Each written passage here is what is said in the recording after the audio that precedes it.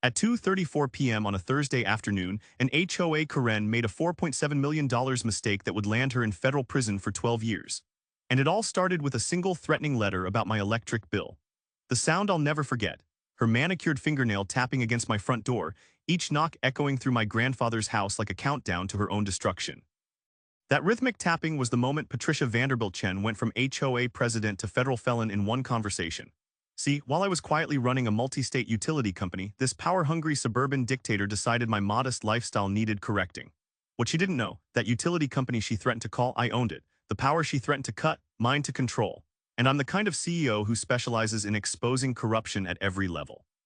She thought she was bullying some broke millennial who couldn't pay his bills. She actually threatened the person who could make her entire neighborhood go dark with one phone call. What would you do if some HOA tyrant threatened your basic utilities while you're honoring a family legacy? Drop a lightning bolt emoji and tell me where you're watching from. Let's see how many people understand real power. My name is Daniel Chen Rodriguez, and 6 months ago I thought inheriting my grandfather's house would be simple.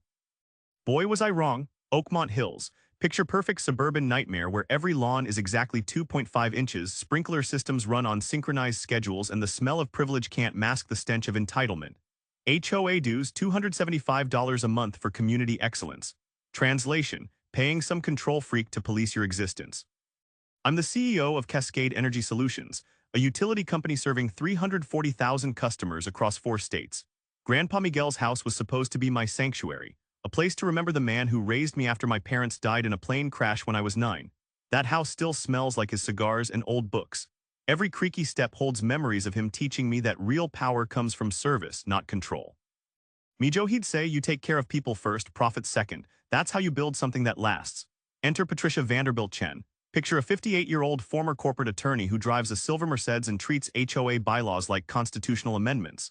9 years as HOA president has transformed her into a suburban dictator. Her husband Richard owns 3 car dealerships, making her feel invincible. This woman sends violation notices for flower colors that clash with community aesthetics. 3 weeks after I moved in, the letter arrived. Violation notice, excessive utility consumption. My modest 3-bedroom house was apparently draining community resources and setting a poor example for energy conservation. Patricia's interpretation of HOA covenants. Residents must maintain reasonable utility usage consistent with community standards. Here's what she didn't know. My grandfather's house runs on solar panels I'd installed 5 years ago as a testing ground for residential renewable technology. The house generates 140% of its own power and feeds excess back into the grid. I wasn't draining anything. I was literally powering my neighbors' homes. The fine, $100 per day until utility consumption normalized, accumulating while I was managing a company that employed 3,000 people. My sister Sophia, brilliant environmental lawyer Sophia, tried reasoning with this suburban tyrant. She drove over to explain the solar system, showed documentation of our net negative energy consumption, even offered to give a community presentation on renewable energy. Rules are rules, Patricia snapped, looking at Sophia like she was something stuck to her shoe. If your brother cannot afford to live within community standards, perhaps this neighborhood is above his means. That phone call from Sophia still burns in my memory, the sound of her voice shaking as she sat in Grandpa's study. Danny, she threatened to put a lien on the house. She said Richard knows people at the State Energy Commission who could make problems for your company. Sophia discovered the pattern. The Johnsons, young couple with electric cars, got cited for excessive charging. The Patels, family running a home business, were fined for commercial-level energy use. Every resident who didn't fit Patricia's vision of old money conservatism was getting targeted. But here's the kicker. Patricia's violations were fabricated. I had Sophia check the actual HOA bylaws buried in Grandpa's papers from when he bought the house in 1982. Utility usage wasn't regulated. Energy consumption wasn't mentioned. Patricia was literally inventing rules, counting on residents being too intimidated to challenge her authority. The community lived in fear. Neighbors whispered over fences but wouldn't speak publicly. Patricia had created a climate where questioning her meant becoming her next target. Richard's business connections made opposition seem impossible. That's when I realized what I was really dealing with. This wasn't about energy consumption or community standards. This was systematic harassment of anyone who didn't bow to Patricia's vision of suburban perfection. The texture of leather in my executive chair as I took that call from Sophia. The smell of coffee and corporate strategy mixing in my downtown office. The sound of my grandfather's voice in my memory. Mijo, real power is knowing when to use it and when to wait. While I was running a company that literally powered cities, some suburban princess thought she could threaten my family's legacy through fabricated fines and intimidation tactics. Patricia Vanderbilt Chen had just declared war on the wrong CEO. She thought she was facing some helpless homeowner who couldn't fight back. What she didn't realize, I controlled the very infrastructure she was threatening to weaponize against me. Patricia's next move came 72 hours later, and it was pure suburban psychological warfare. A certified letter hit my mailbox demanding immediate utility reduction or mandatory energy audit within 48 hours. Not a week, 48 hours. This woman was trying to invade my privacy while I was managing quarterly earnings reports. The letter, carbon copied to Richard's attorney and the county building inspector, cited immediate community resource preservation and emergency conservation compliance. Complete fiction but wrapped in legal letterhead with threatening language designed to intimidate. Sophia called me from Grandpa's kitchen, and I could hear the anger replacing her initial fear. Danny, there's an inspector circling the property. He keeps photographing your solar panels like they're illegal modifications. The smell of Grandpa's old coffee maker couldn't mask the scent of coordinated harassment. This was bureaucratic warfare, suburban style, using official channels to manufacture crises. That's when I made my first chess move. I contacted my company's legal department, led by General Counsel Marcus Webb, who specialized in regulatory compliance and utility law. Marcus took one look at my case file, and his expression shifted from professional interest to predatory focus. Chen, this woman just threatened to interfere with registered renewable energy systems. That's not an HOA violation. That's potential federal energy regulation interference. Here's something most people don't know. Residential solar systems connected to power grids are protected under federal energy independence acts. Threatening to force their removal or modification without cause violates multiple federal statutes designed to encourage renewable energy adoption. Webb immediately filed complaints with the State Energy Commission, triggering something beautiful, a regulatory review of HOA interference with federal energy policy. Suddenly, Patricia's little power trip was on the radar of people with actual authority. But here's where I discovered the real twist, and it made everything personal.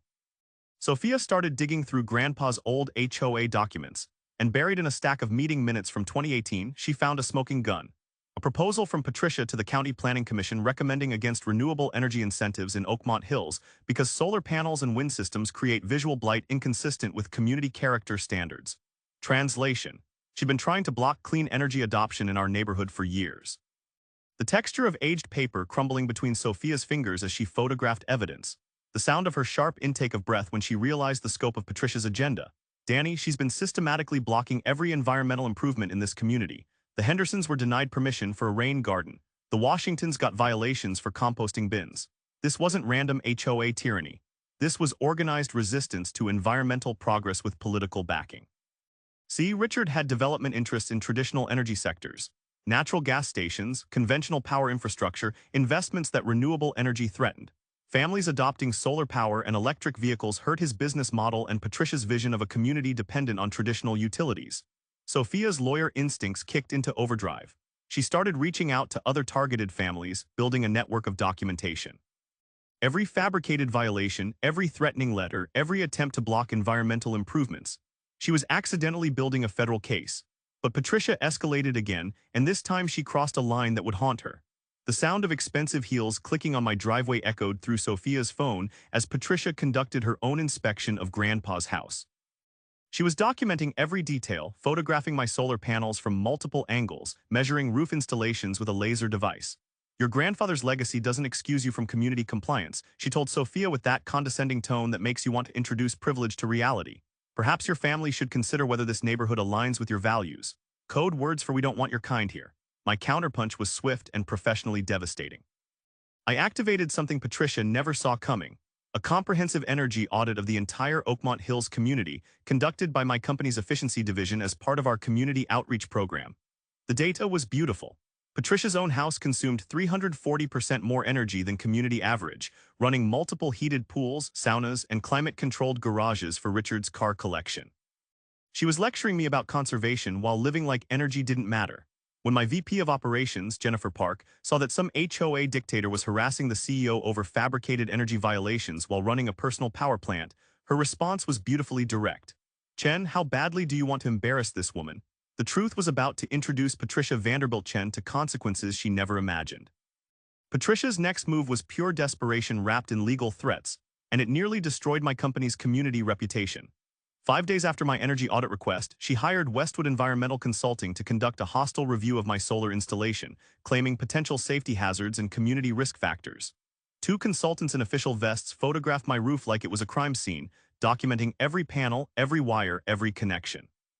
But that wasn't the real problem. The real problem was what they were telling neighbors. Sophia called me during a board meeting, her voice tight with controlled fury. Danny, they're spreading lies, saying your solar system is dangerous, that it could cause fires or electrical problems for the whole block. Mrs. Patterson won't even wave anymore. The sound of Sophia's anger mixing with hurt made something cold settle in my chest.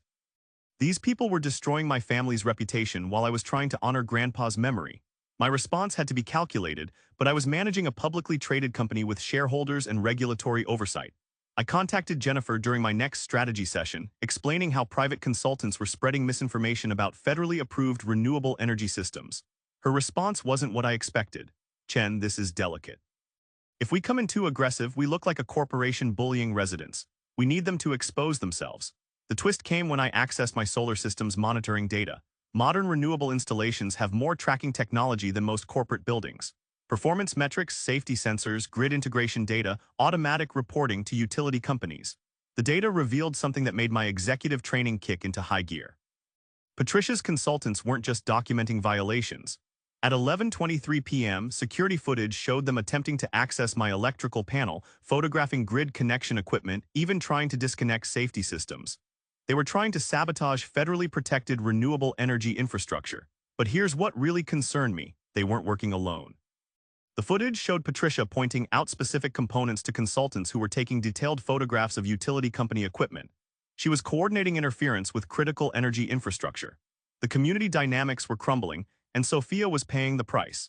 Parents at the environmental nonprofit, where she volunteered, started questioning whether someone from a family with dangerous energy practices should be teaching sustainability. Her board called her in for a conversation about community concerns. The smell of recycled paper and betrayal filled Sophia's voice during our next call. Danny, they're destroying my credibility.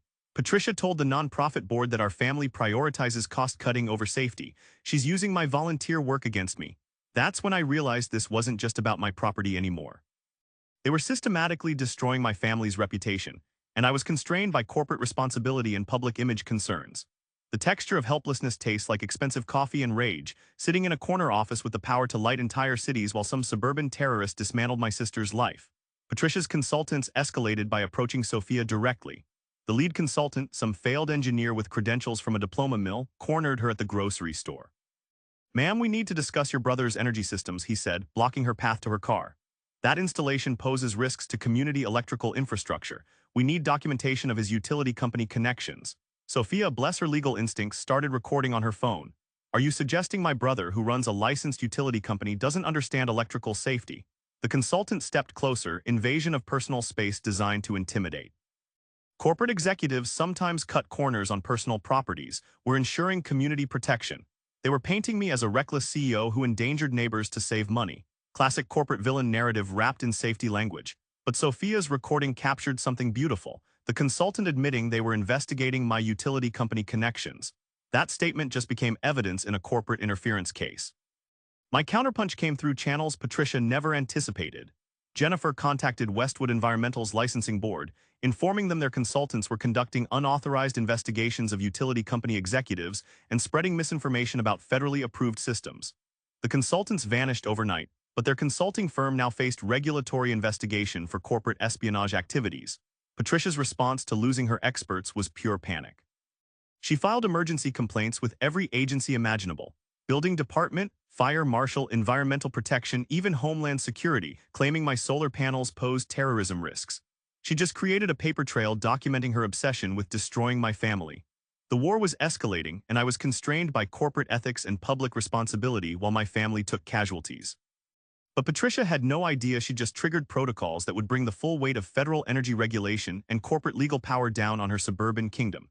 Patricia's desperation turned criminal at 8:15 a.m. on a Monday morning when Sophia's security cameras caught her making the threat that would destroy her life. The sound I'll never forget: Patricia's voice, sharp and entitled, echoing through my grandfather's front porch. "If you don't comply with community standards immediately, I'll contact Cascade Energy and have your power disconnected for safety violations." She actually said it, recorded on 3 different cameras with timestamp and GPS verification. She threatened to call my own company to cut my power. Sophia's phone call came during my executive meeting with the board of directors. "Danny, she just threatened to have Cascade disconnect your electricity. She doesn't know you own the company." Through Sophia's phone camera, I watched Patricia Vanderbilt-Chen commit what my legal team would later describe as the most spectacular act of suburban stupidity in corporate legal history. She was standing on my porch, waving violation notices, threatening to weaponize my own company against me. The boardroom fell silent as I played the recording on speakerphone. 18 executives and directors listening to some HOA president threaten the CEO with his own utility company. The texture of absolute disbelief filled the room. Jennifer Park broke the silence with something between a laugh and a gasp. Did she just threaten to call us to disconnect our own CEO's power? My response was professionally calculated. I called Patricia directly from the boardroom, putting her on speaker for executive witnesses. Ms. Vanderbilt-Chen, this is Daniel Chen Rodriguez. I understand you have concerns about my utility service. Her voice dripped with condescending authority. Mr. Rodriguez, your excessive energy consumption and dangerous solar installation require immediate correction. I'm prepared to contact Cascade Energy Solutions to report safety violations and request service disconnection. The pause that followed was beautiful. Ma'am, I am Cascade Energy Solutions. I'm the CEO. You're threatening to call my company to disconnect my power. The sound of Patricia's world collapsing was audible through the phone. Stammering, backtracking, the verbal flailing of someone realizing they'd just threatened their own utility provider. That's impossible, she finally managed. You live in a modest house. You can't possibly run a major utility company. The boardroom erupted in barely suppressed laughter as 18 executives witnessed suburban entitlement meet corporate reality. I own the company, Ms. Vanderbilt-Chen. The same company that provides power to your house, your husband's dealerships, and every property in Oakmont Hills. You just threatened the person who controls your electricity. Knowledge nugget. Utility company executives are protected by federal regulations against threats and intimidation. Threatening to weaponize utility services against company leadership triggers corporate security protocols, regulatory investigations, and potential federal charges for infrastructure interference. Takeaway: never threaten someone's utilities without knowing who actually controls the power. The corporate response was swift and legally devastating. Jennifer immediately activated our threat assessment protocols, standard procedures when company leadership faces intimidation. Patricia's account was flagged for executive security review, triggering audits of her utility usage, payment history, and any irregularities. The data was spectacular. Patricia had been manipulating her own utility bills through Richard's business accounts, claiming residential properties as commercial to access lower rates. That's utility fraud, carrying criminal penalties and massive fines. But here's the beautiful twist. Patricia's threat triggered Federal Energy Commission reviews. Attempting to weaponize utility services for personal vendettas violates federal regulations designed to prevent infrastructure abuse. She just committed federal crimes while threatening a CEO. The community uprising began when Mrs. Patterson overheard Patricia's threat from her garden next door. This sweet 68-year-old retired teacher who'd lived in Oakmont Hills for 30 years wasn't about to watch some power-hungry HOA president threaten people's basic utilities. She called every neighbor, every decent person who'd been silently suffering under Patricia's reign. By noon, Grandpa's house was surrounded by supportive neighbors forming a protective circle around my family's property. This stops now, declared Tom Chen, no relation but fellow immigrant family whose parents had built their American dream in this neighborhood. You don't threaten people's power. You don't weaponize basic services. Sophia's voice was stronger when she called me back, supported by community solidarity that made my throat tight with gratitude. Danny, you should see this. The whole neighborhood is here. Mr. Chen brought his American flag. Mrs. Patterson is organizing a recall petition. They're done with Patricia, but Patricia's response to community resistance was pure suburban fascism. She filed emergency complaints claiming organized harassment, neighborhood conspiracy, and threatening behavior from residents. Each false report was another crime, but she was too panicked to realize she was digging her own grave. The breaking point came when federal energy regulators arrived at Oakmont Hills to investigate threats against utility company leadership. Inspector David Morrison, a no-nonsense federal agent who'd investigated energy infrastructure terrorism, took one look at Patricia's violation notices and his expression shifted from professional courtesy to predatory focus. Ma'am, you threatened to weaponize utility services against a company executive to enforce fabricated HOA rules. That's federal infrastructure interference. Patricia's response sealed her fate forever. I have the right to ensure community standards. Utility companies must respond to safety violations regardless of who lives in the house. She just argued that her HOA authority superseded federal energy regulations. Game over. I returned to Oakmont Hills 48 hours later, still carrying the weight of corporate responsibility, to find Sophia sitting in Grandpa's study surrounded by enough evidence to destroy Patricia's entire operation. The smell that hit me first, not Grandpa's cigars, but the scent of justice mixed with old books and family legacy.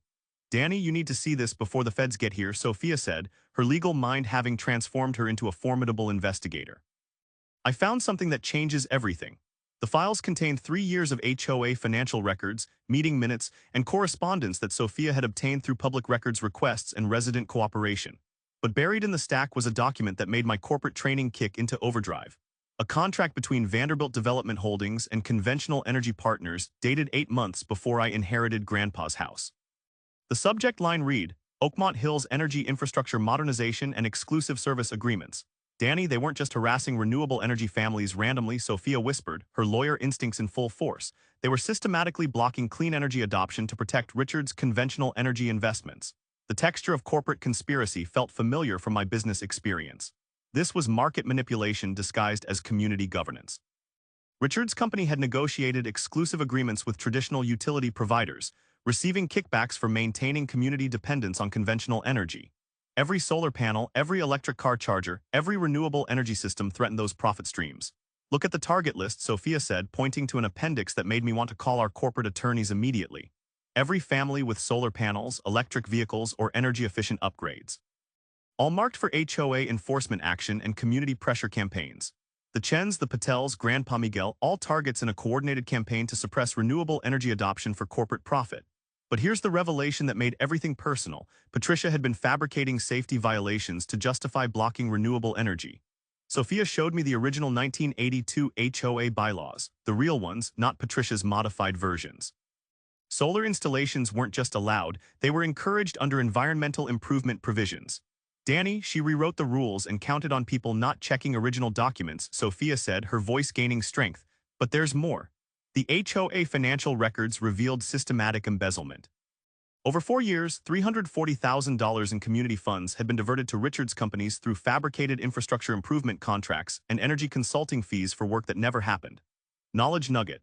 When HOA boards divert community funds to personal businesses while blocking competition, it becomes antitrust violations and racketeering. If energy companies are involved, Federal Energy Commission jurisdiction applies with enhanced penalties. Takeaway: HOA corruption involving utility manipulation triggers multiple federal agencies with overlapping jurisdiction and serious prison time. The smell of Sophia's determination filled the study as she revealed the final piece. Danny, I think they targeted Grandpa specifically. She showed me violation notices sent to Grandpa during his final months. Citations for his solar panels being outdated and threats of forced removal. The stress of fighting these fake violations, his doctor said his blood pressure spiked every time HOA letters arrived. The sound of my grandfather's voice echoed in my memory. Mijo, they're trying to take the solar panels. Don't let them win. I'd thought he was confused from medication. He was warning me about Patricia's campaign. Sophia's transformation was complete. No longer the scared sister being bullied by suburban tyrants, she'd become a legal warrior armed with evidence and corporate backing. Danny, this isn't about your house anymore. This is about organized corruption involving energy market manipulation and federal fraud. They've been suppressing clean energy for profit. The power dynamic hadn't just shifted, it had exploded. Federal prosecutors were about to inherit a case involving utility fraud, antitrust violations, HOA embezzlement, and conspiracy to manipulate energy markets.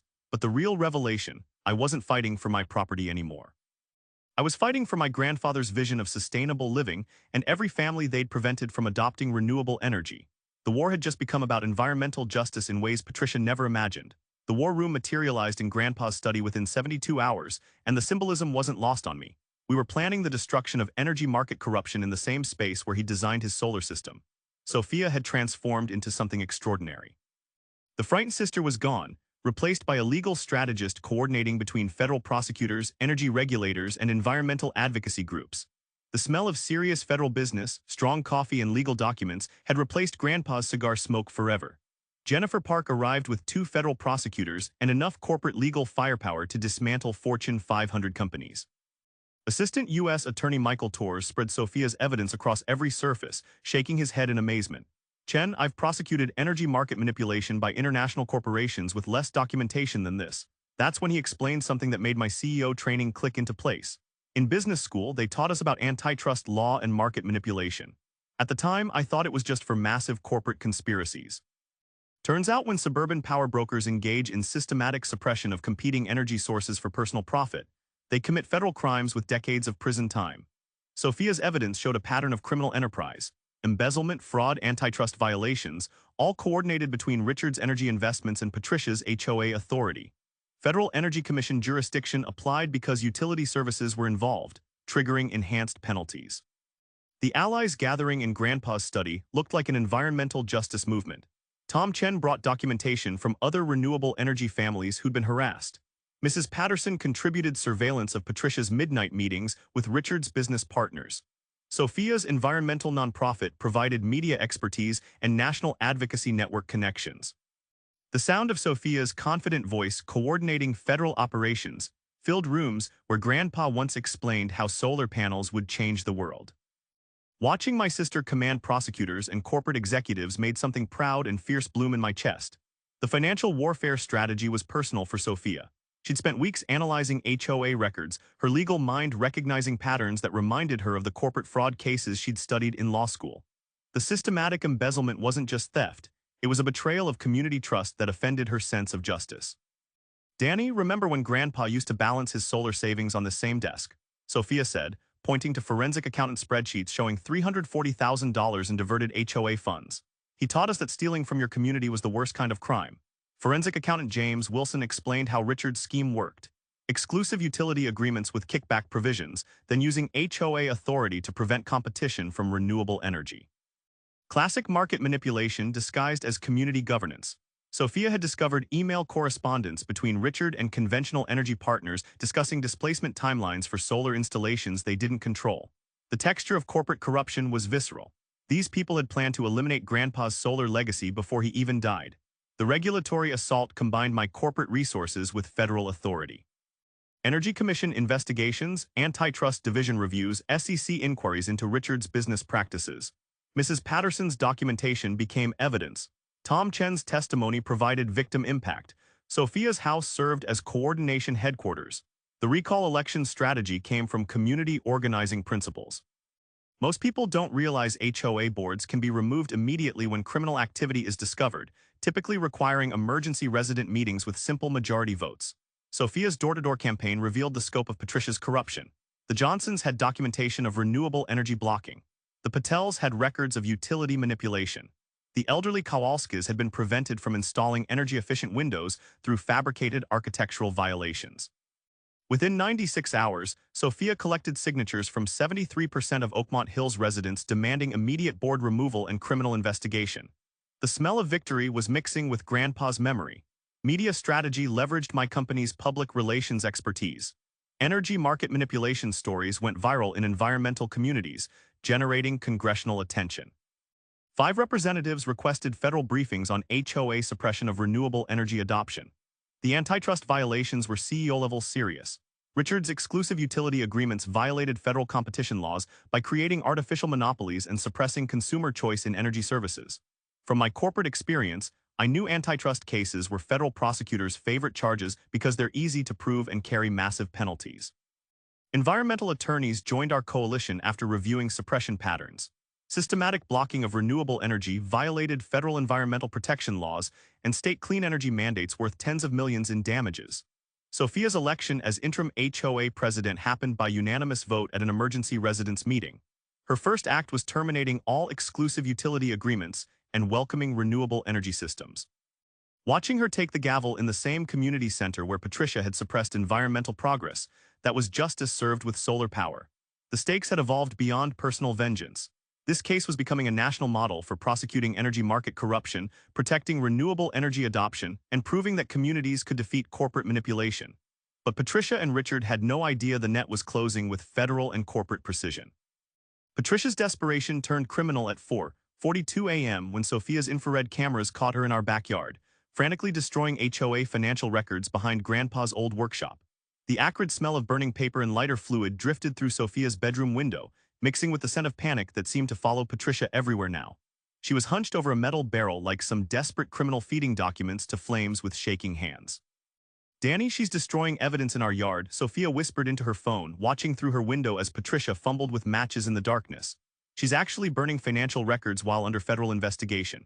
My silent preparation had been building for months. Federal surveillance teams were documenting every desperate move, every crime committed in panic. But watching this entitled suburban princess destroy evidence of her own corruption, that was professionally satisfying. But Patricia's sabotage escalated beyond property damage into corporate warfare that made my CEO instincts kick into overdrive.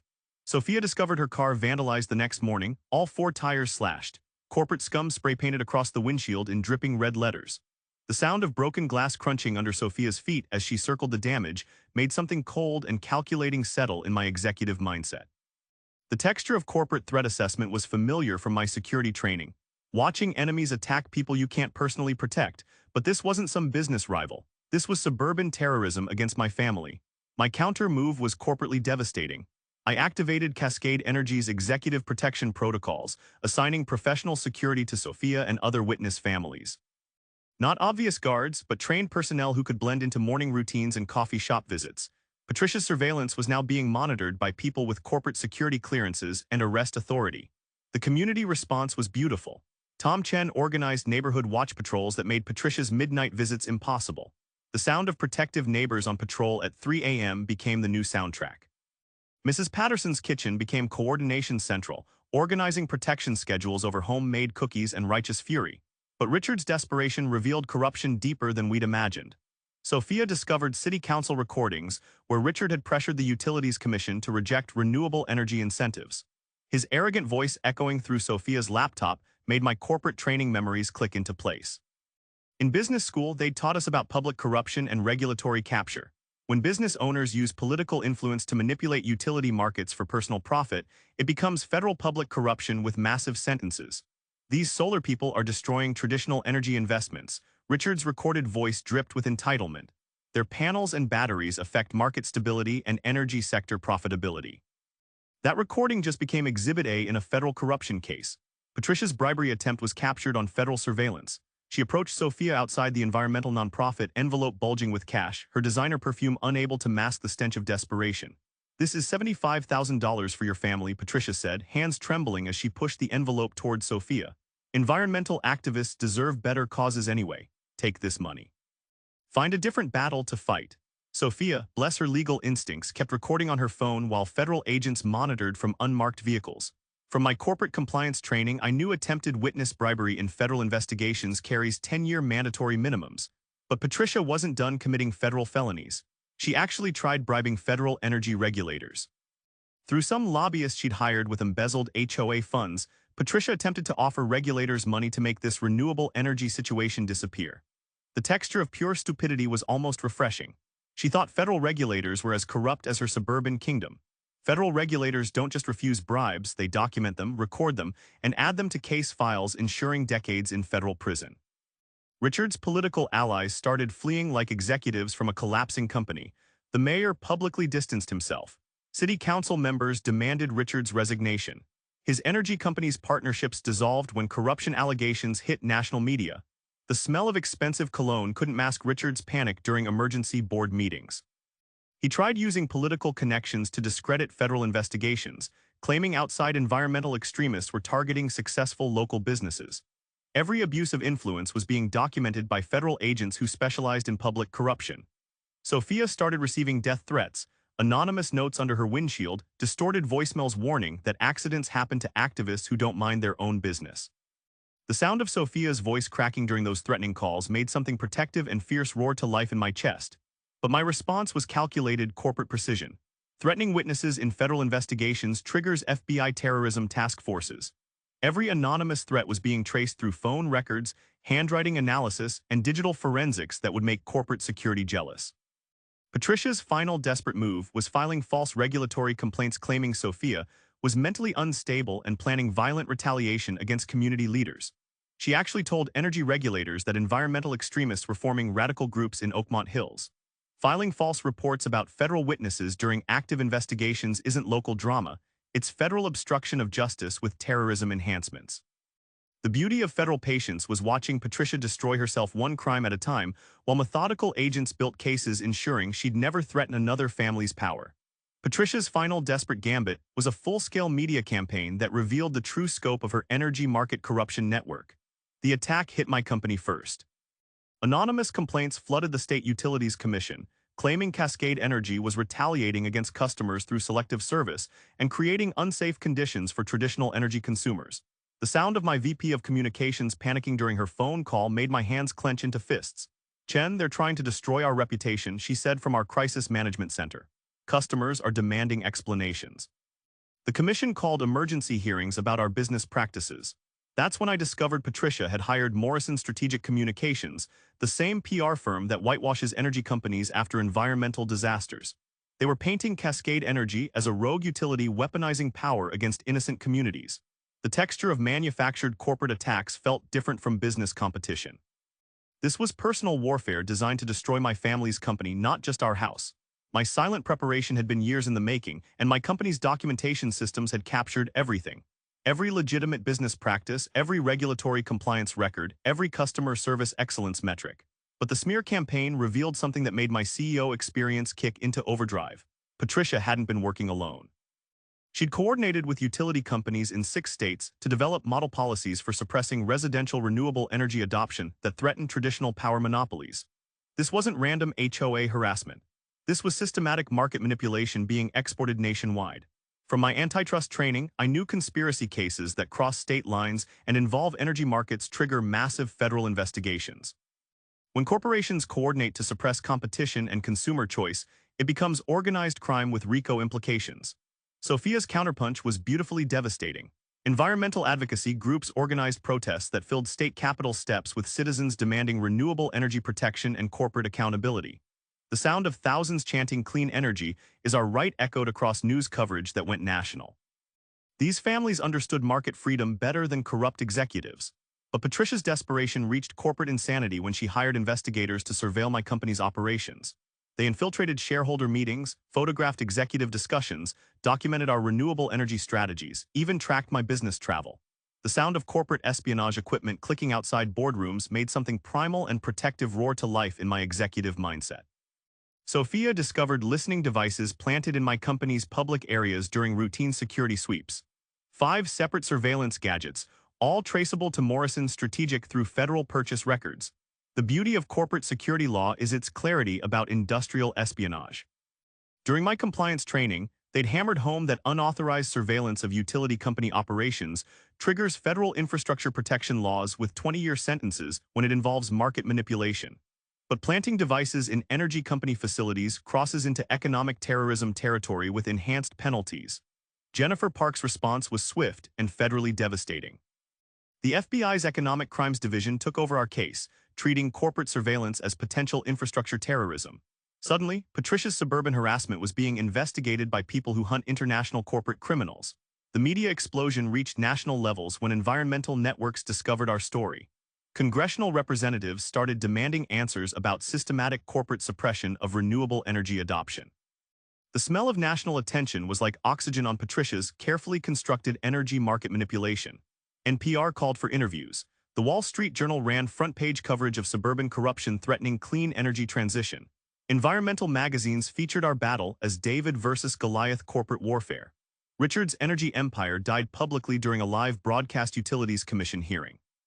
Federal agents served search warrants while cameras rolled, removing boxes of evidence as Richard sat frozen in the witness chair. The texture of absolute corporate humiliation was visible on his face as reality crashed down. But Morrison Strategic made the fatal mistake that triggered federal racketeering investigations.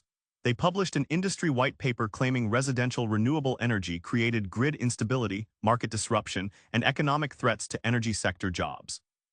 Fabricated data, false engineering reports, deliberate misinformation designed to suppress clean energy adoption nationwide.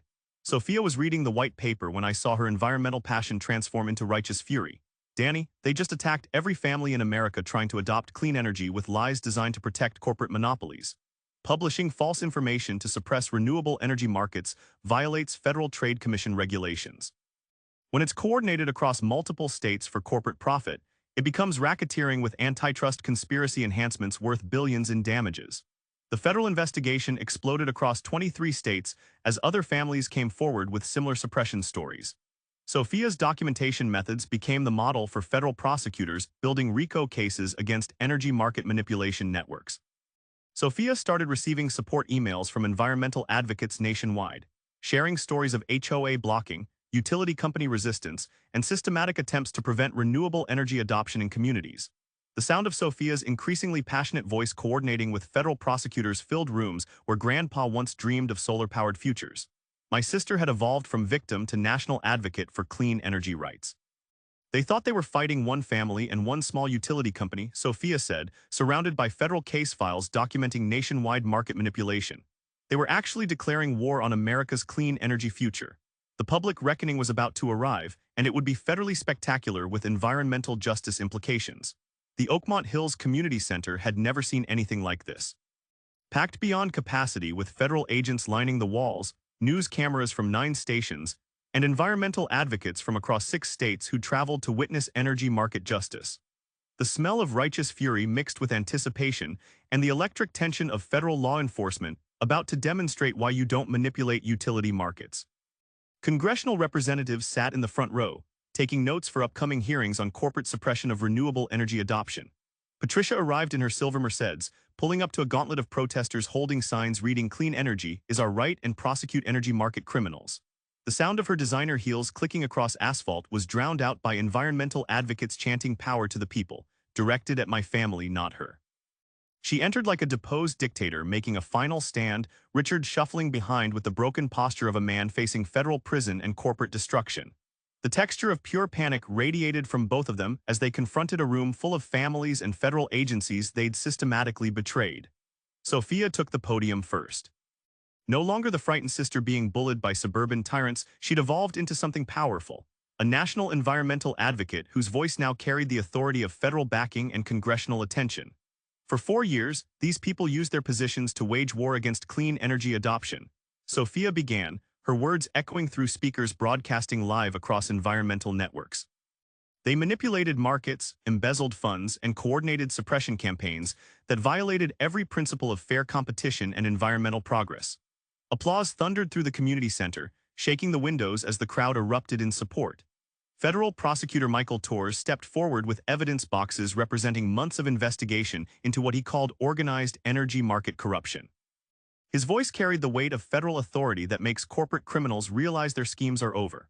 The United States government has compiled overwhelming evidence of criminal conspiracy involving utility fraud, antitrust violations, market manipulation, witness intimidation, embezzlement, and obstruction of justice, he announced, each charge hitting like a judicial sledgehammer. Tom Chen spoke for the environmental community, his voice trembling with emotion. My family came to this country believing in innovation and progress. These people thought they could suppress clean energy for personal profit. Today they learn America doesn't tolerate market manipulation. But the moment that defined everything belonged to me. I approached the podium feeling Grandpa's presence, his voice echoing in my memory. Mijo, real power is using what you have to protect what matters. This was what mattered. Patricia Vanderbilt Chen thought she was threatening some homeowner's electricity. I said, my voice cutting through absolute silence. What she actually did was threaten the CEO of the utility company she tried to weaponize, interfere with federal energy policy, and participate in nationwide market manipulation worth billions in damages. The collective gasp that filled the room sounded like air being sucked from the building. That threat to cut my power wasn't just HOA overreach. It was attempted infrastructure interference, public corruption, and conspiracy to suppress renewable energy adoption that protects our environment and our future. Patricia's face went the color of old concrete as the true scope of her federal stupidity became clear. She'd graduated from suburban bully to someone who'd threatened critical infrastructure and manipulated energy markets. But her real crime wasn't threatening my electricity, I continued, feeling years of corporate strategy transforming into environmental justice. Her real crime was systematically suppressing clean energy adoption to protect corrupt business interests, using community governance to manipulate utility markets, and believing that suburban entitlement trumped federal law and environmental progress. The crowd exploded into standing ovation, shouts of justice for clean energy mixing with Protect Our Planet. Federal agents stepped closer to their targets. Federal Marshal Jennifer Torres moved with practiced precision that spoke of years arresting corporate criminals who thought wealth protected them from consequences.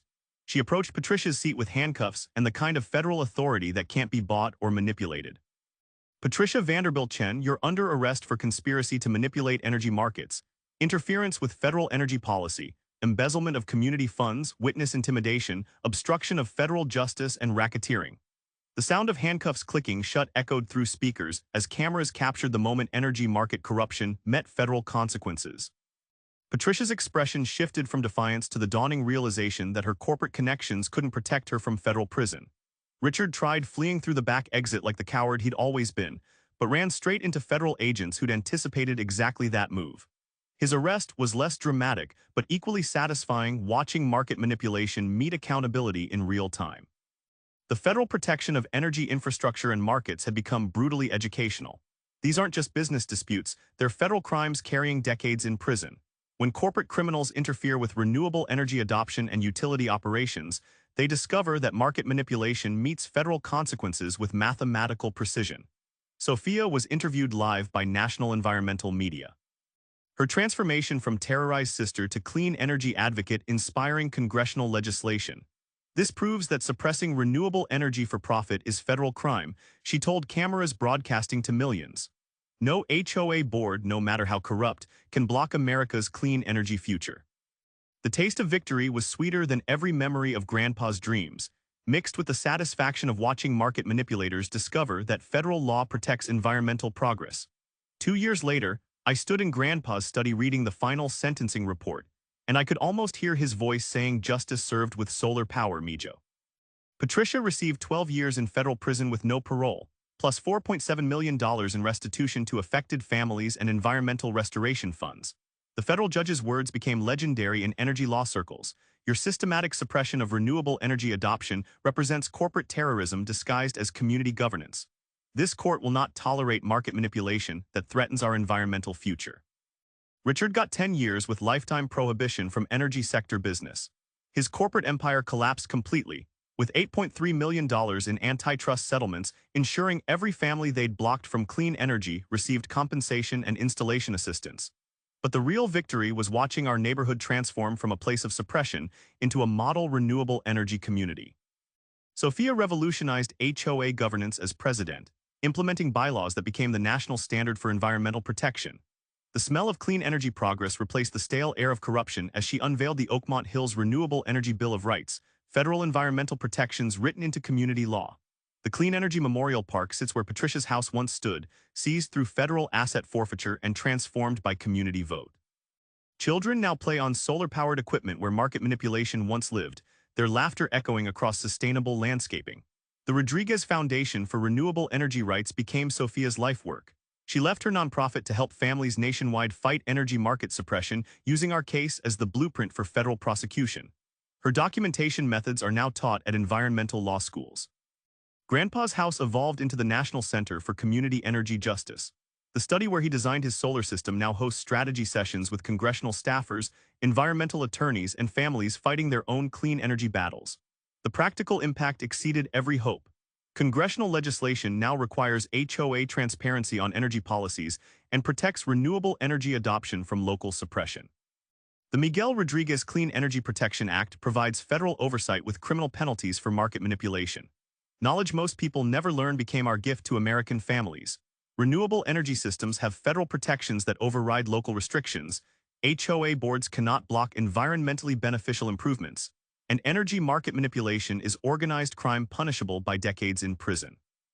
Takeaway: clean energy adoption has federal protection, and communities have power to remove boards that suppress environmental progress.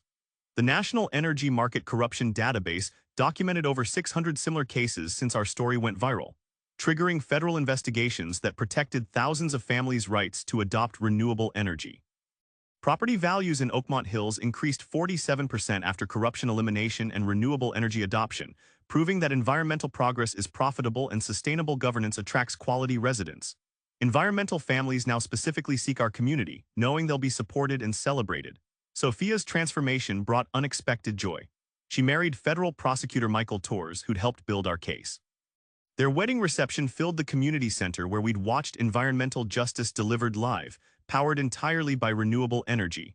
I found my own happiness with Jennifer Park, who'd stood by me through corporate and personal battles. We bought the house next to Grandpa's. Waking up every morning in the neighborhood we fought to protect feels like victory served with clean energy. The Rodriguez Renewable Energy Scholarship Fund, created from lawsuit settlements, has sent 34 students to study environmental engineering and sustainable energy. Each graduation ceremony reminds us that one family's courage can transform entire industries and create opportunities for environmental innovation. Mrs. Patterson, now 70 and still the neighborhood's environmental conscience, cuts the ribbon at every clean energy installation. Your grandfather knew you'd do something special, she tells me during solar panel dedications, her eyes bright with satisfaction. He just didn't know you'd help save the planet. The moment that made everything worthwhile came during our first annual Clean Energy Day celebration. Hundreds of families gathered in the park where Patricia's corruption once lived, sharing stories of renewable energy victories and environmental progress. The sound of children's laughter mixing with solar-powered music, the smell of sustainable celebration filling air once poisoned by market manipulation. The texture of Sophia's hand in mine as we watch families gather safely in the community Grandpa loved, powered by the clean energy he believed in. But my favorite moment happens every morning when I see solar panels on houses where families live without fear of suppression, generating clean power and environmental hope. This is what victory tastes like. Justice served, environment protected, and the knowledge that market manipulation can be defeated when good people organize and fight back with federal law and renewable energy. Share your HOA clean energy story in the comments. The Rodriguez Foundation provides free legal assistance to families fighting renewable energy suppression. Subscribe for more stories about defeating corruption through environmental courage, and hit that notification bell if you believe every family deserves access to clean energy. From all of us here at HOA Stories, thanks so much for watching today's HOA Karen Meltdown. If you enjoyed seeing neighbors stand their ground and environmental justice prevail, smash that like button, leave a comment with your thoughts, and subscribe so you won't miss the next HOA drama we bring you.